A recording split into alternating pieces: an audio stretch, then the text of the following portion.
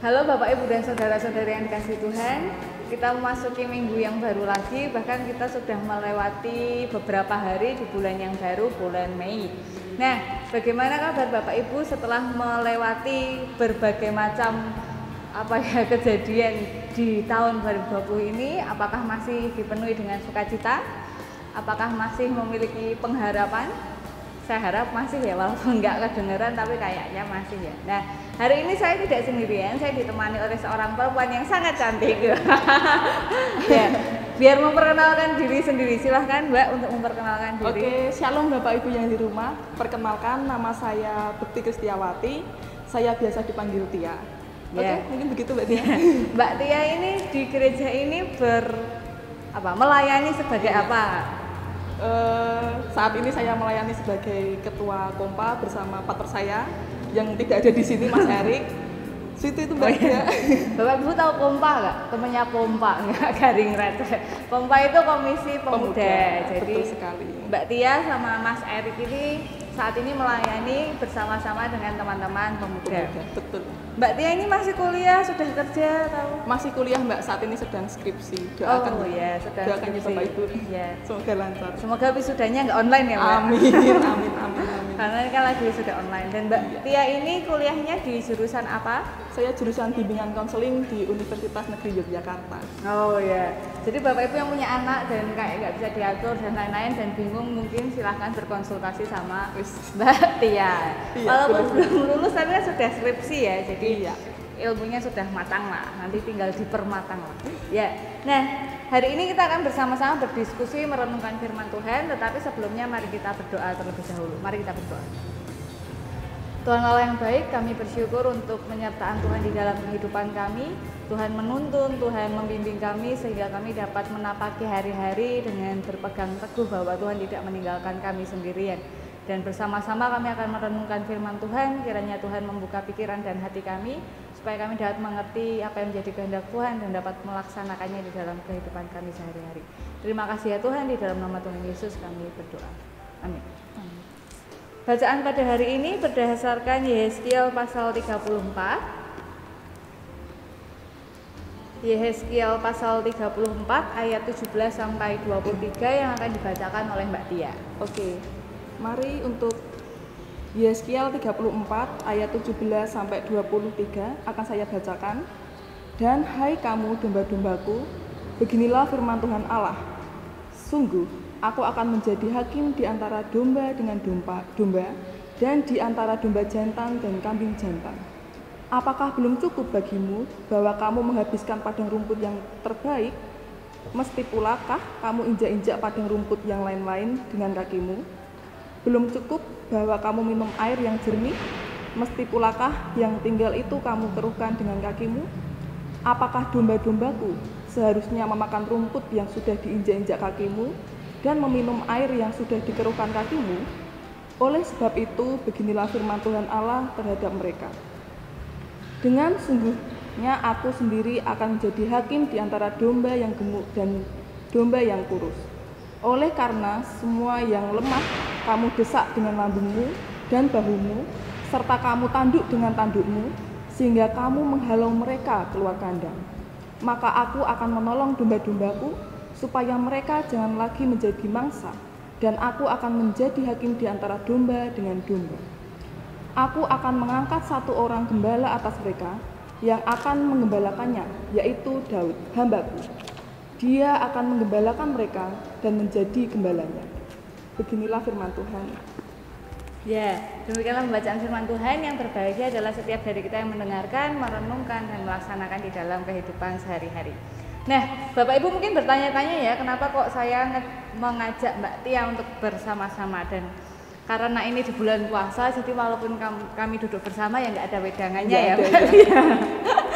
Jadi kami nggak wedangan untuk menghargai dan menghormati saudara-saudara kita yang puasa, walaupun Mbak Tia puasa nggak? Enggak. Oh iya, saya juga nggak puasa. Saya nggak bisa puasa BTW. Nah, Bapak Ibu dan saudara-saudara yang kasih Tuhan, hari ini kita akan bersama-sama berdiskusi tentang bullying. Yang dalam bahasa Indonesia disebut dengan apa ya Mbak? nggak tahu. Nah, kayaknya yang lebih sering dipakai adalah penyintasan atau perundungan. Jadi menyintas itu. Kayaknya pembuli ya, yang pembuli, orang yang membuli itu sering disebut dengan penyintas. Jadi orang-orang yang melakukan bulian disebut sebagai penyintas. Nah, persoalannya adalah menurut Mbak Tia, sebagai seorang muda dan seorang bulio seorang muda yang juga kuliah di jurusan BK. Waduh, berat ini. Oke. Nah, apakah zaman sekarang ini bully ini memang semakin parah atau gimana menurut Mbak Tia? Menurut saya ya mungkin semakin parah, cuma kalau saat ini kan masih udah banyak ya Mbak orang-orang yang kayak psikolog, konselor yang udah nolong, jadi mungkin tetap ada, tapi udah ada yang menangani juga. Gitu. Nggak separah dulu. Kalau dulu kan sampai ada yang bunuh diri, ada yang sampai frustasi, depresi seperti itu. Kalau sekarang mungkin udah ada wadah yang menanganinya. Oke, terima kasih. Jadi mungkin Bapak Ibu yang merasa anaknya dirundung, dibully begitu dengan orang-orang. Nah, seperti yang dikatakan Mbak Tia tadi, sudah ada orang-orang yang memang melayani di bidang itu. Jadi ada konselor, ada psikolog, ada kok di sekolah mungkin guru-guru BK juga yang bisa mewadahi kesedihan orang-orang yang dibully tadi. Nah, sekarang pertanyaannya berikutnya, biasanya yang menjadi pembuli itu orang yang jauh apa orang yang dekat Mbak Tia? Macam-macam sih Mbak, ada yang dekat, ada yang jauh juga, ada yang mungkin orang yang belum dikenal juga, itu macam-macam karena tipe-tipe bully kan juga banyak juga Mbak Tia. Ada yang secara langsung, ada yang secara fisik, ya, ada yang lewat HP. Nah, walaupun kalau kita lihat di HP kan banyak kan artis-artis, walaupun kita belum kenal, kita juga kadang ikut membuli dia, kadang ikut menjadi haters gitulah pokoknya. Benar. Nah, bedanya zaman sekarang sama zaman dulu itu ya Bapak Ibu. Zaman dulu mungkin yang bisa merundung atau membuli hanya orang-orang yang dekat dengan kita. Jadi misalnya saya sama Mbak Tia ini kenal, saya bisa membuli Mbak Tia gitu. Tapi kalau saya nggak kenal sama Mbak Tia, lalu saya hidupnya jauh dari Mbak Tia, dulu tidak bisa ya, ngapain kan saya merundung Mbak Tia. Tapi sekarang bisa. Jadi Bapak Ibu dimanapun berada bisa dibully oleh siapapun. Pernah dengar nggak Mbak Tia, akhir-akhir ini ada artis Korea yang dibully sama orang Indonesia karena dia main sebuah drama dan menjadi pelakor atau selingkuhan begitu. Itu mas saya belum dengar karena emang saya nggak suka drakor. Jadi ada beberapa orang Indonesia itu sukanya baper ya. Jadi Bapak Ibu tolong dibedakan ya, kalau orang acting jadi selingkuhan itu kan di dunia nyata nggak jadi selingkuhan itu, ya, nggak seperti itu. Nah, dia ini acting di drama Korea, lalu orang-orang Indonesia yang jelas pasti nggak kenal sama perempuan itu merundungnya lewat sosial media. Jadi sampai hati-hati kena azab, ih malu banget, cantik-cantik kok kelakuan kayak gitu, padahal nggak ada masalah gitu. Tapi begitulah yang namanya bully. Nah, yang lebih menyakitkan lagi ternyata bully itu kadangkala bisa dilakukan secara tidak langsung ya Mbak Tia. Iya. Jadi misalnya ada orang tua ke anak itu mungkin nggak melakukan pembulian. Kalau orang tua ke anak itu mungkin beda ya, tapi juga bisa sih. Cuma kadangkala tuh orang di sekitar tuh mengartikan kayak, oh itu emang cara didiknya orang tua biar anaknya nurut. Iya. Padahal mungkin ya bisa jadi juga Mbak kalau itu termasuk bully. Iya. Jadi memang mungkin orang tuanya tidak bermaksud untuk membuli dan orang-orang sekitarnya mungkin menganggapnya itu cara mendidik, tapi mungkin anaknya merasa terbuli. Iya. Misalnya kayak punya anak yang gendut lalu dikatain, badanmu kayak babi. Itu kan bullying ya Mbak. Nah, kalau misalnya anaknya Bapak Ibu dikatain babi sama orang lain kan itu dibully. Lah kalau dikatain sama orang tua kan apa bedanya, malah lebih menyakitkan. Nah, ini bedanya, kalau kita dibully oleh orang yang tidak kenal, kita bisa tutup telinga, tutup mata dengan jawaban, ya kan dia nggak tahu kita ya. Betul. Tapi kalau yang membully adalah orang-orang yang dekat dengan kita, itu akan sangat menyakitkan. Mbak Tia pernah dibully? Enggak. Dibully? Iya nggak ya Mbak ya? Kayaknya pernah sih, pernah. Tapi cuek atau? Kalau saya cuek sih. Oh iya. Cuek. Begitu, hanya Mbak Tia. Iya, karena saya nganggapnya itu bercanda lah, kalau dimasukin hati nanti saya malah stres sendiri. Iya, benar. Jadi memang beberapa orang kayak Mbak Tia ini memilih untuk kalau dibully ya udahlah diemin aja. Iya. Kalau ditanggapin juga yang tambah aneh-aneh. Nah, kalau saya ini kok dibully ya speak up. Nah, sekarang apa sih kaitannya bully dengan yang barusan kita baca Mbak Tia? Kira-kira tahu nggak apa kaitannya yang antara yang kita baca dan bully? Belum tahu Mbak. Jadi Bapak Ibu diskusi kami ini tanpa skrip ya. Jadi memang Mbak Tia mungkin memang nggak tahu. Natural ini natural. Iya. Jadi bacaan kita, Mbak Tia tahu Yeskiel ya? Ya, Yeskiel itu adalah salah satu nabi yang digunakan oleh Tuhan untuk menolong umat Israel. Nah, mungkin Bapak Ibu tahu Nabi Yeremia juga. Nah, Nabi Yeremia sama Yeskiel itu dipakai di waktu yang bersamaan, tetapi di tempat yang berbeda. Dalam beberapa penafsir di buku-buku bisa Bapak Ibu cari sendiri, ada yang berkata mereka ini dipakai di masa yang sama, tetapi di tempat yang berbeda. Nah, kalau Yeskiel ini dipakainya di tempat di pembuangannya bangsa Israel. Jadi seperti yang Bapak Ibu tahu, bangsa Israel ini kan dibuang ke tanah Babel. Nah, di situ itu Yeskiel berkarya bersama dengan Tuhan sekitar tahun 597 sebelum Masehi. Mbak Tia umur berapa itu? Belum ada. Belum lahir. Saya juga belum. 597 sampai 596 sebelum Masehi. Itu di Babel. Cuma Mbak Tia pernah dengar kisah pembuangan bangsa Israel dibuang dari tanahnya ke Babel? Itu pernah dengar? Pernah dengar ya. Menurut Mbak Tia keadaannya kalau gitu tuh gimana? Ngeri nggak sih? Ya ngeri, ya mungkin takut juga Mbak kalau saya ada di posisi mereka mesti ya bingung mau gimana gitu ya. Apalagi kita kan membayangkan penjajahan Indonesia kan dulu ngeri banget Ngeri ya. banget, yang iya. Jepang, Belanda kan ngeri banget. Nah, ternyata dari buku yang saya baca sebenarnya awal-awal masa pembuangan itu tidak semengerikan yang kita bayangkan. Jadi awalnya itu mereka seperti bermigrasi. Jadi ditempatkan di tempat yang kosong untuk membuka kota yang baru lah kayak. Jadi kayak misalnya dulu zaman Orde Baru kan ada transmigrasi dari Jawa ke Kalimantan atau kemana supaya pemerataan kepadatan penduduk. Jadi kayak buka hutan dan lain-lain. Nah dulu awalnya seperti itu. Cuma lama-lama karena orangnya semakin banyak dan lain-lain kan semakin sulit ya hidup itu dan kemudian juga penindasan itu mulai dilakukan oleh raja-raja. Jadi awalnya yang menyakitkan tapi masih bisa dijalani, tapi semakin lama semakin menderita. Dan orang tuh kalau menderita kan kadang nyari alternatif ya Mbak.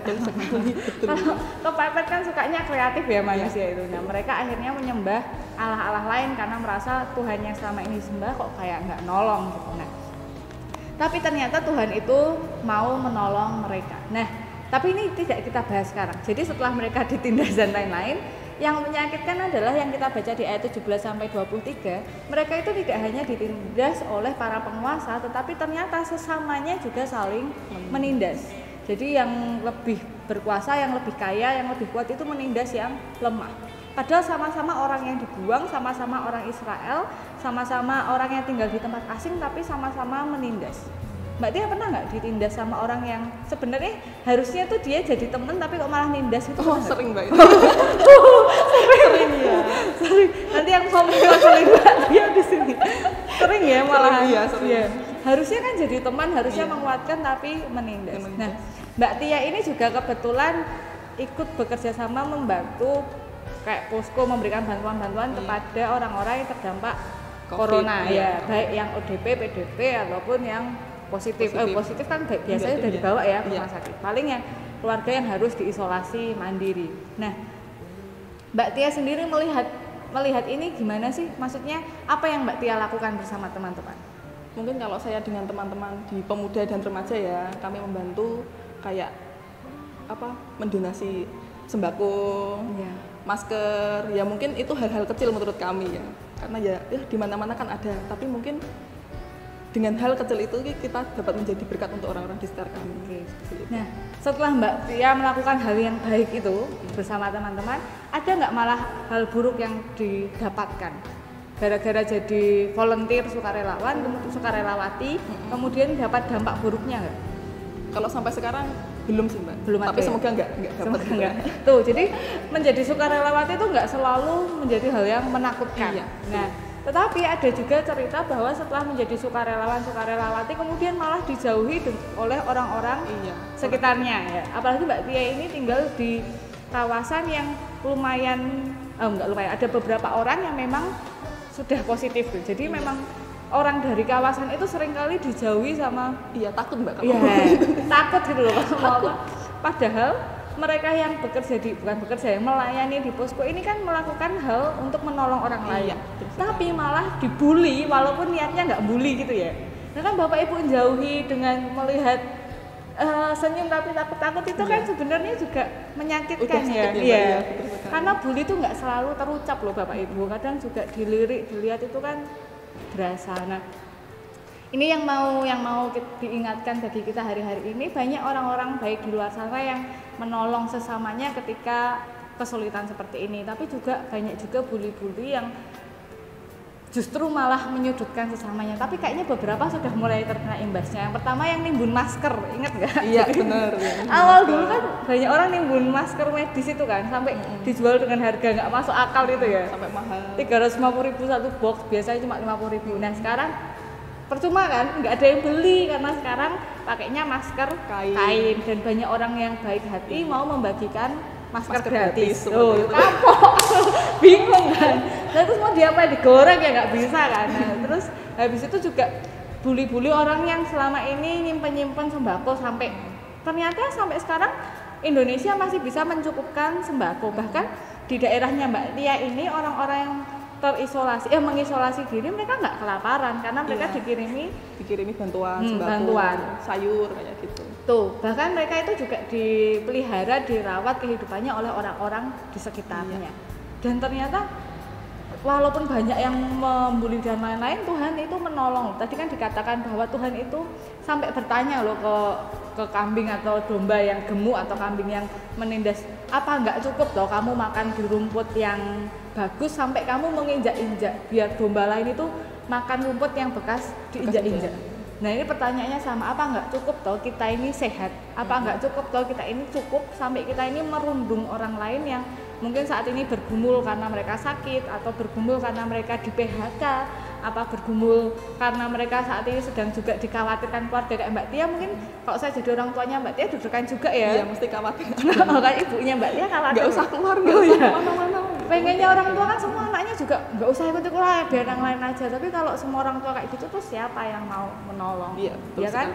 Untungnya orang tuanya Mbak Tia akhirnya juga berrela hati mengizinkan Mbak Tia, tapi ya tetap harus hati-hati ya, sering pakai masker, cuci tangan seperti itu.